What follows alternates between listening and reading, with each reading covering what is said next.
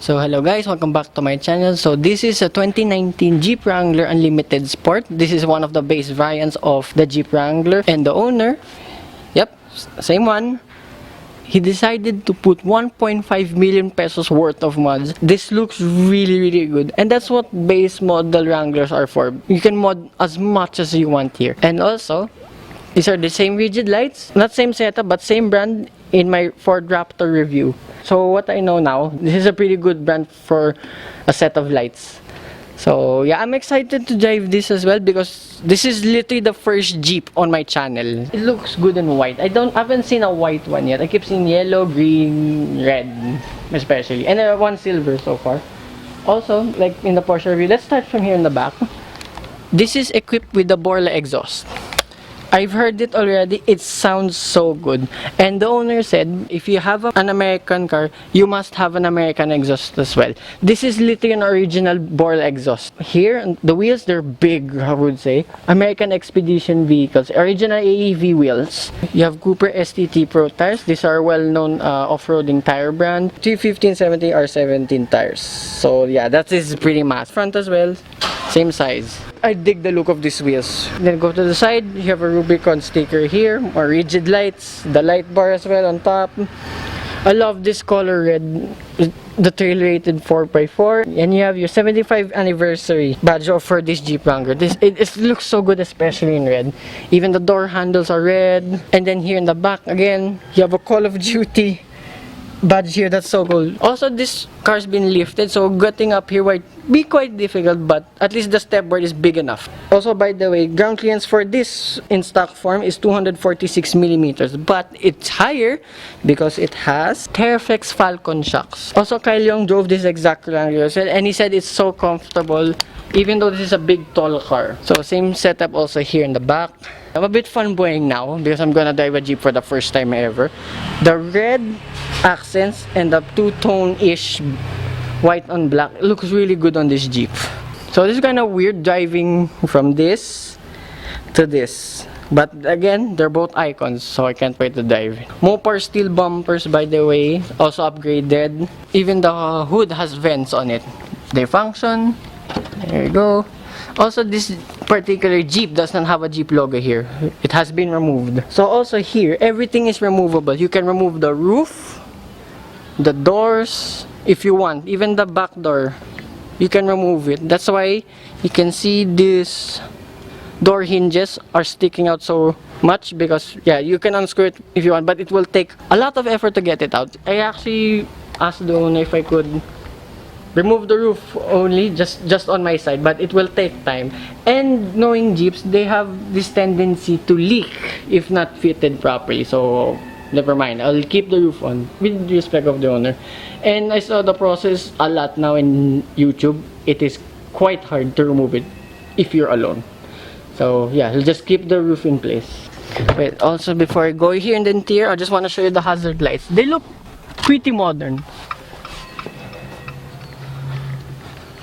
Oh yeah, there's one here on the mirror, and then look at that, progressive turn signals. That's actually cool. So now let's go to the interior.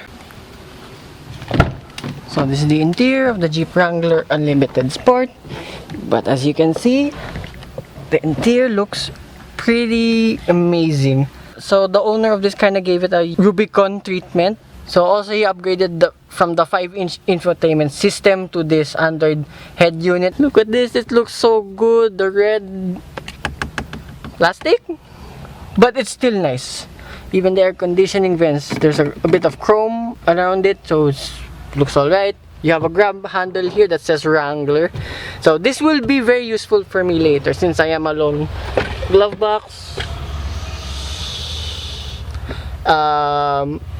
It's alright. It's a bit narrow, but it's deep. So what else in here? Look at your grab handles. They're just straps. I get it's an off-road thing. So visors. Hi. So. Oh! They extend. Alright.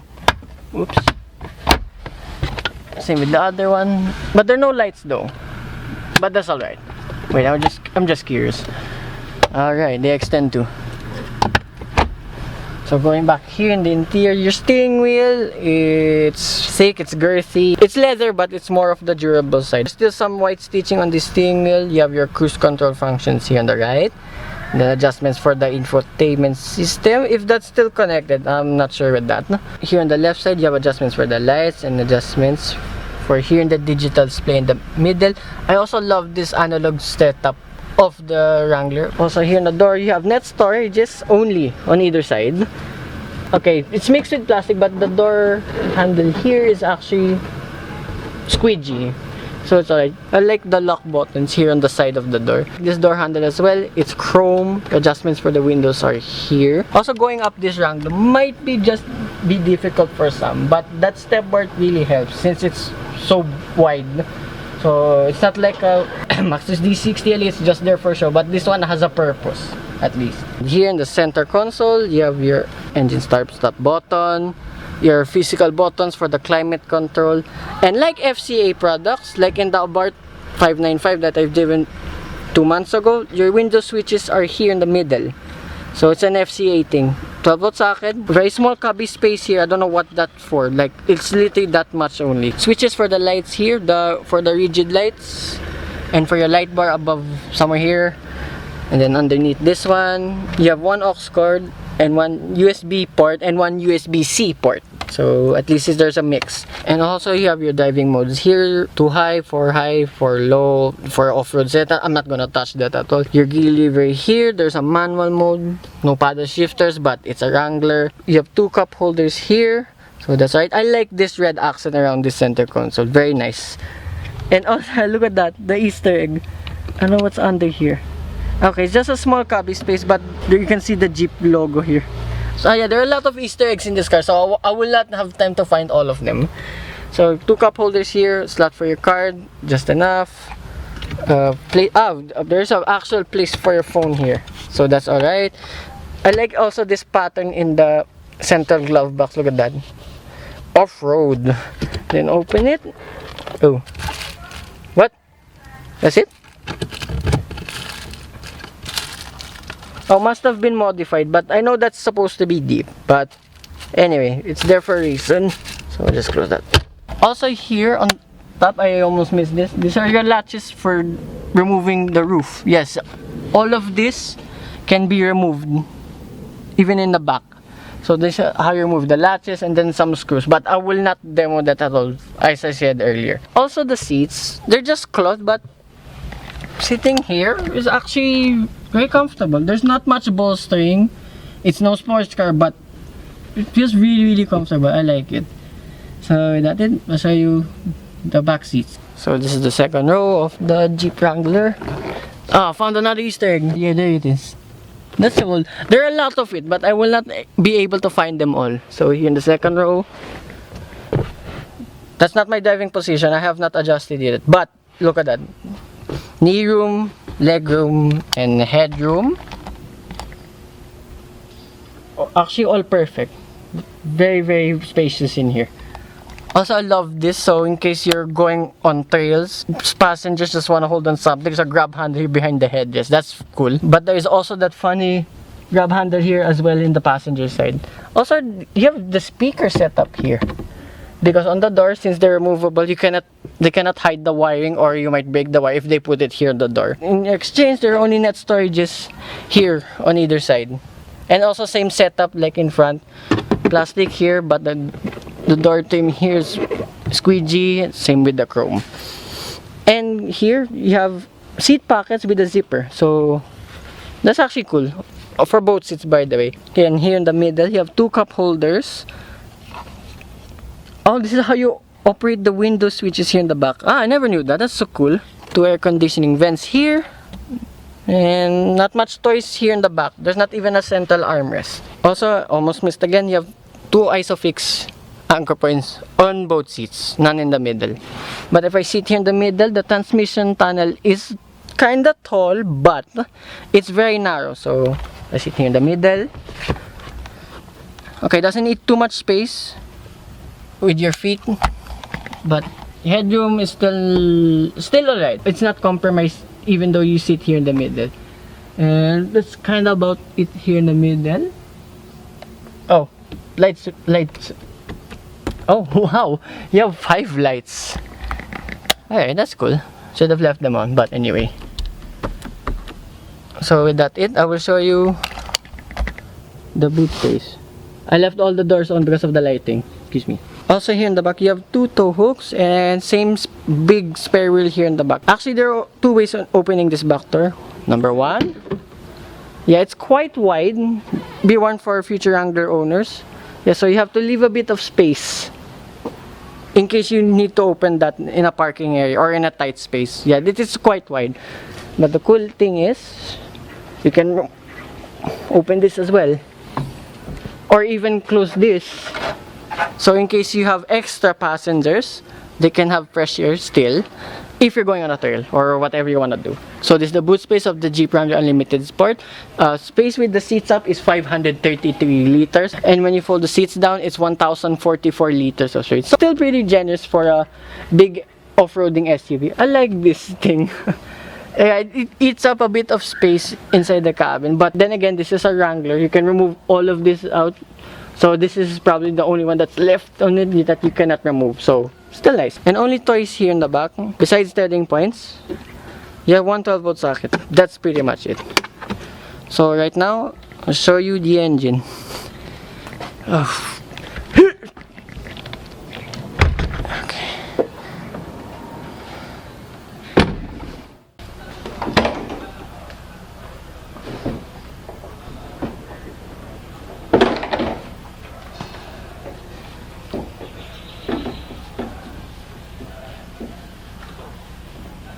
Help.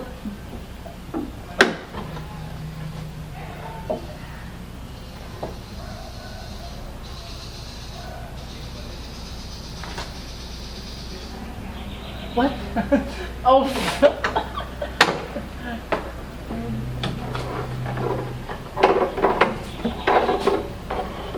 So this is the engine of the Jeep Wrangler Unlimited Sport. It's a 2-liter turbocharged 4-cylinder engine with 270 horsepower and 400 Newton meters of torque. So also the name of this engine for the Wrangler is called the Hurricane. That's actually a cool name. But this engine is actually a global medium engine, or GME for short.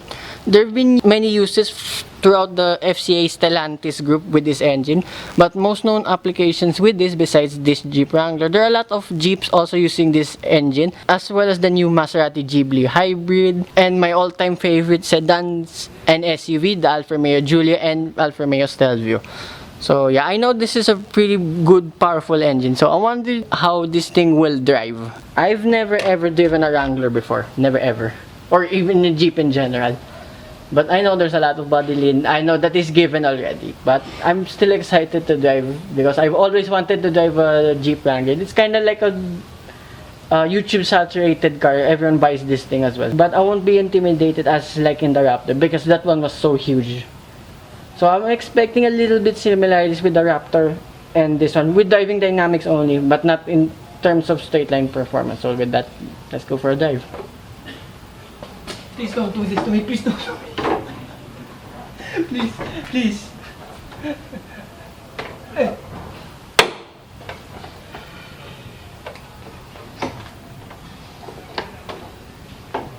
Oh, I was about to slam it. Oh my gosh. Why? This is the most difficult one I've ever done so far. Okay? This is a 2-man thing.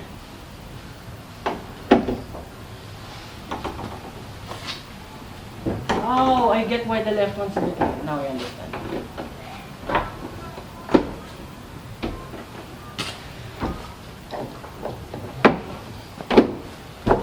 This is the hardest one yet.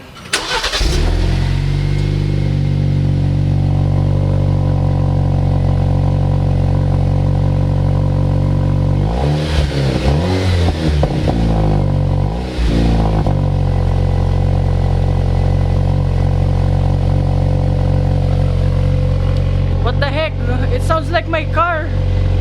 It sounds like a Corolla. Anyway, let's go for a drive. Okay, before I set off, okay, that's the 100-end unit. Yeah, it's actually alright because it's so big. This is a good addition to this Wrangler. Wait, I put in a D. Yeah, it's responsive. Okay, this is a very good addition. So yeah, that's the only thing I missed. Alright, let's go for a drive. Okay, visibility I would say is not too bad actually. Even though there's the headrests are blocking a bit. Yeah, it's not bad. This grab handle is a treat. This is so useful. Oh wow, this is actually a dream for me. I've always wanted to drive a Jeep Wrangler. By the way, this is a local unit because I thought this was an imported unit because it says miles per gallon. Okay, first impression straight away. Side mirrors are fine, but the A-pillar's kinda in the way a bit, and the rigid lights just slightly, but I think you'll get used to it pretty quickly. I swear it sounds like my car at first, right? Let's try flowing.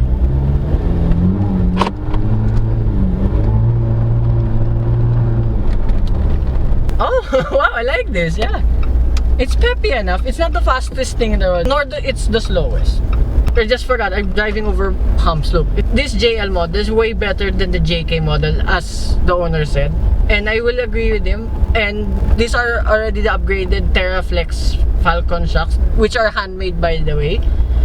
Wow, it's so comfortable. Also in VH, yeah, you can hear the engine, but that is fine. You can hear much of the bumps as well. I'm surprisingly not much tire noise, even though these are really big tires. And yeah, the exhaust note, actually I like the exhaust note. There is a lot of body lean, no doubt about it, but I would say it's still a comfortable ride. I would say it's just as comfortable. Yeah, these are different shocks than the Ford Raptor I drove last week. Yeah, but they're pretty comfortable cars, I must say. I'm very impressed also on how this thing rides. So when you're in manual mode, if it doesn't want to shift down or up, it will say in the digital display shift not allowed. So here, manual mode.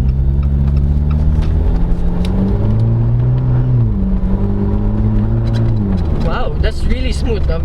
Wow, that's really good. But I will just leave it on automatic because I just want to chill with this Jeep Wrangler. My goodness, I keep forgetting those humps. It going over like there's nothing on them. Look. Yeah, there's just slight bounce only, but it still gives you a comfortable ride. Yeah, but the thing is, for a skinny person like me, if you're going over trails, going off-road, yeah, there's not much bolstering for these seats. Just for my point of view only, but everything else is fine. Yeah, this car is not about performance, but it's still a pretty decent performer. The JK model that he previously owned, this is now the JL with the 4-cylinder turbocharged engine. The V6 was really thirsty. This is why he also got it, because it's way more economical than the V6 version. So, and it says here MPG for some reason only, maybe it's a Jeep thing. It says 17.8 miles per gallon.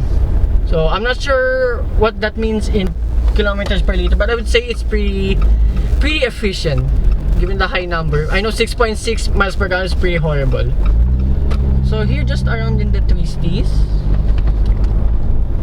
Okay, yeah, there is body lean, but I kind of get what Kyle Young said, that the frame turns before the whole car turns. I think that's kind of what he said, yeah.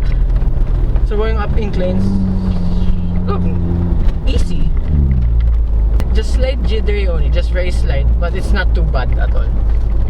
For some reason, I don't feel intimidating driving this Wrangler. Yeah, it's actually so easy to drive.